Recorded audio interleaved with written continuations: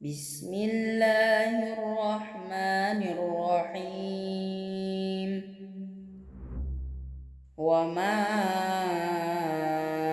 as'alukum alaihi min ajrin in ajriya illa ala rabbil alamin.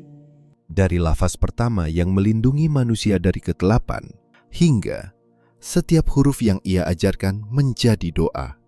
Ia datang bukan membawa nama, tapi membawa cahaya yang menembus batas zaman.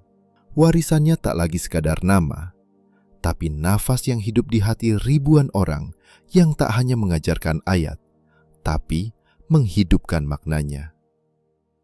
Inilah Guru Mukni. Kiai Haji Abdul Bugeni adalah seorang ulama karismatik yang berada di wilayah Kuningan, Jakarta Selatan. Beliau lahir di Kuningan pada tahun 1860. Beliau adalah anak dari Haji Sanusi. Beliau dididik oleh ayahnya untuk memperdalam ilmu agama, dan maka akhirnya dikirimlah beliau ke Mekah pada usia 18 tahun dan belajar ilmu agama di Mekah pada masa 9 tahun pendidikan di sana, dan alhamdulillah akhirnya beliau datang ke Indonesia kembali untuk menyiarkan atau mendidik agama di wilayah Kuningan. Ketika beliau datang dari Makkahul Mukarramah setelah belajar selama 9 tahun, beliau itu akhirnya banyak warga masyarakat yang berbondong-bondong datang untuk belajar ilmu agama kepada beliau.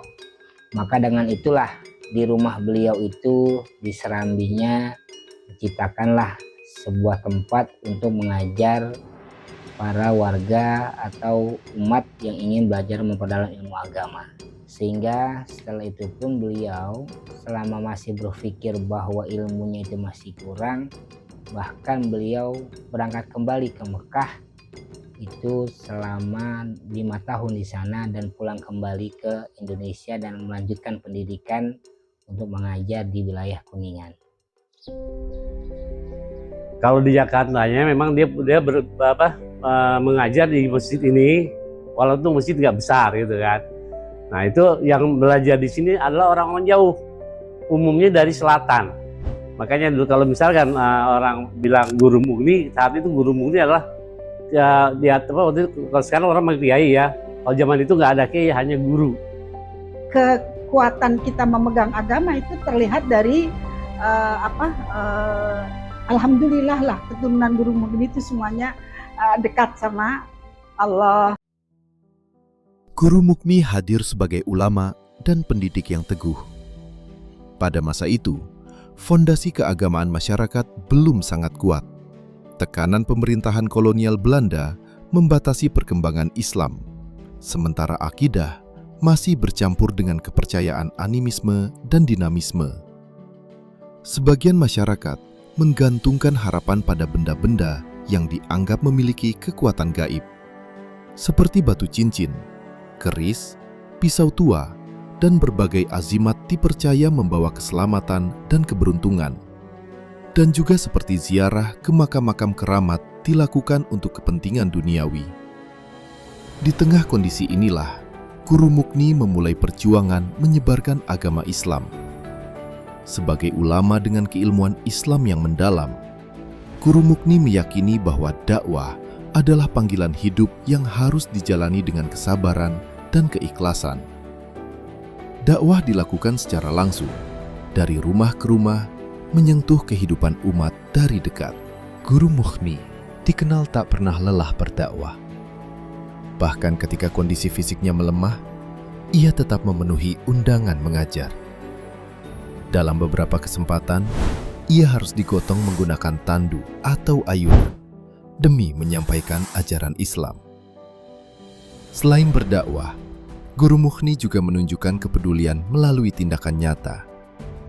Di Tanah Suci Mekah, ia menyediakan kemah bagi jamaah haji asal Indonesia. Di tanah air, ia membangun Masjid Baitul Mughni yang hingga kini masih berdiri sebagai saksi perjuangannya. Pembangunan masjid ini sempat ditentang pihak kolonial Belanda. Namun berkat keteguhan dan kegigihan, masjid akhirnya dapat didirikan.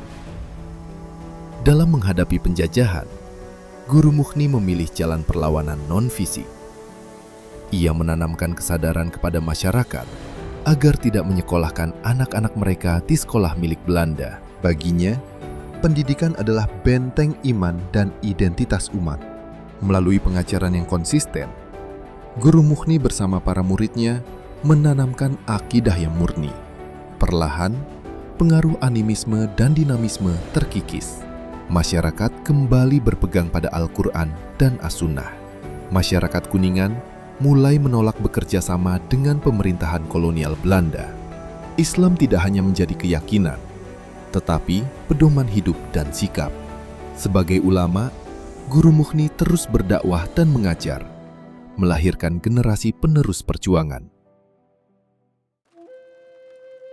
Dulu pada masa kolonial Belanda itu, pada tahun 1901, itu dulu di kolonial Belanda ada namanya etnis, atau namanya bagi seseorang priai ataupun yang orang kaya bisa menempuh pendidikan. Makanya disitulah beliau terbersit bagaimana bisa agar umat ini, warga di wilayah Kuningan, bisa mendapatkan pendidikan agama. Ketika beliau memberikan pembelajaran pendidikan, beliau tidak pernah meminta kepada biaya pendidikan kepada murid-murid, bahkan dengan biaya sendiri.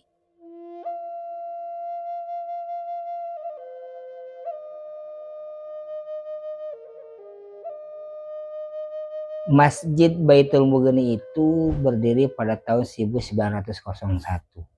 Berdasarkan tadi bahwa di zaman kolonial itulah beliau berpikir bagaimana masyarakat di wilayah Kuningan ini bisa mendapatkan pendidikan. Yang pertama adalah di Baitul Mughni ini sampai detik hari ini alhamdulillah kita masih tetap berpegang teguh pada ahli sunnah wal jamaah. Yang pertama adalah misalnya seperti tahlilan di malam Jumat, kemudian membaca rawi, kemudian juga artinya belajar Al-Quran, menghafalkan Quran, itu sampai dari hari ini masih terus dipertahankan, sehingga peringatan-peringatan haul misalnya ataupun yang lainnya sampai dari hari ini masih tetap dipertahankan sebagai sebuah keturunan yang memang harus menjalankan atau menjadi amanatkan oleh beliau. Dulu ketika jalan masih, bahasanya zaman dulu, karena memang masih banyak pohonan kemudian terhambat oleh jalan, ketika pembangunan masjid berdiri dan banyak masyarakat terutama di wilayah Kuningan, di luar Kuningan, terutama di Pocandra kemudian daerah lain, sehingga tercerminlah dari anak beliau yang bernama Kiai Haji Ali Subromansyah untuk buka jalan, sehingga dibebaskanlah tanah yang menuju kepada arah masjid agar bisa dilewati oleh umat untuk belajar agama di Baitul Mughni atau di Masjid Guru Mughni Kuningan. Ini penting bagi anak muda. Yang pertama adalah pendidikan itu harus yang utama. Kenapa? Karena untuk masa depan kalian. Yang kedua, berikanlah manfaat minimal adalah di wilayah kalian, apalagi seluruh untuk Indonesia atau negara. Kenapa? Karena khairan nas anfa'uhum linnas. Sebaik-baiknya manusia adalah bisa memberi manfaat untuk orang lain. Dan itu yang harus kalian camkan. Kemudian yang ketiga, jangan lupakan adat dan kebudayaan yang telah diturunkan oleh leluhur kita. Karena dalam mustalah hadis itu al-adatul muhakkamah. Adat bisa menjadi sebuah hukum. Makanya jadilah pegangan adat itu jangan pernah dilupakan dan jangan sampai ditinggalkan. Itu penting. Yang terakhir, marilah kita sama-sama kita berjuang. Bagaimana untuk diri kita, keluarga kita, keturunan kita, semua ke depannya ada hal baik yang kita tinggalkan ketika kita tidak lagi berada di bumi wilayah Indonesia ini. Guru Mughni wafat pada Kamis, 5 Jumadil Awal 1354 Hijriah, bertepatan dengan tahun 1935 Masehi dalam usia sekitar 70 tahun. Menjelang akhir hayatnya, beliau meninggalkan wasiat sederhana. Keluarganya diminta menaburkan minyak wangi, meletakkan Al-Quran, serta Sahih Bukhari dan Muslim di sisinya, seraya mengatakan bahwa akan ada tamu yang datang. Kepergian beliau meninggalkan duka yang mendalam.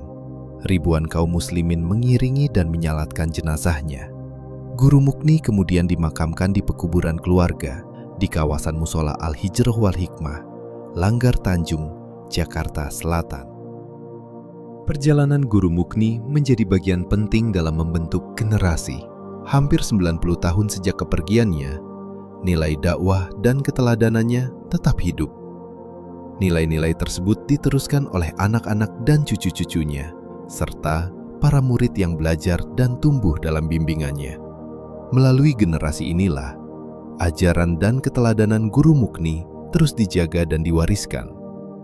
Guru Mukni meninggalkan warisan yang melampaui waktu tentang ilmu, iman, dan ketulusan dalam pengabdian. Nilainya hidup bukan hanya masjid atau nama jalan, tapi di hati mereka yang terus meneruskan ajarannya. Sebab seorang guru tak pernah benar-benar pergi. Ia tetap hadir dalam setiap ilmu dan kebaikan yang tumbuh darinya.